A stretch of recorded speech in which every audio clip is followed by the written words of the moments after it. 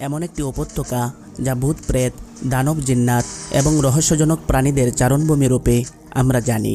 এমন পাহাড় যা সর্বদা অন্ধকারাচ্ছন্ন থাকে, চন্দ্র ও সূর্যের আলো সেখানে কখনো পৌঁছায় না।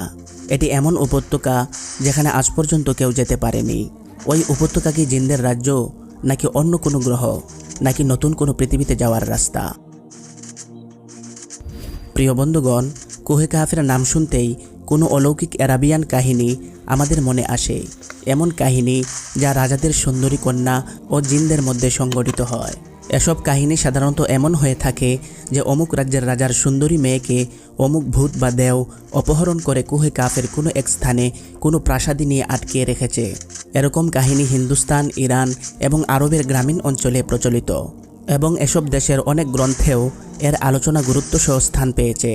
লিখিত গ্রন্থসমূহে বর্ণিত হওয়ার পাশাপাশি এসব কাহিনী লোকেরা পরস্পরের শ্রবণের মাধ্যমেও বর্ণনা করেন। প্রিয় বন্ধুগণ, কাফ বা কুহে কাফ পৃথিবীর পূর্ব দিকের উঁচু স্থান ও আরবের প্রসিদ্ধ উঁচু উঁচু পর্বতমালাসমূহের এক নাম।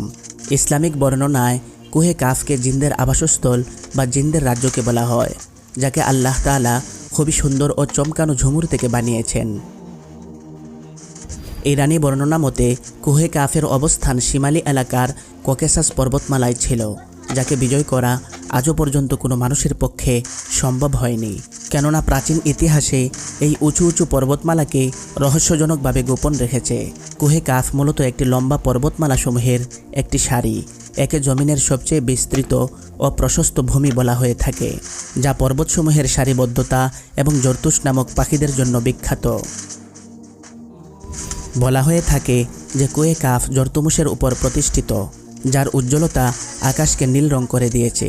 এমনিভাবে কুহে কাফকে জিনদের দেশও বলা হয়ে থাকে। প্রাচীনকালে জিনেরা অনেক রাষ্ট্র প্রতিষ্ঠা করেছিল, যার ভিত্তি ছিল কুহে কাফ। ইমাম কাজবিনী রাহিমাহুল্লাহ লিখেন যে কুহে কাফ কয়েকটি অঞ্চলে বিভক্ত।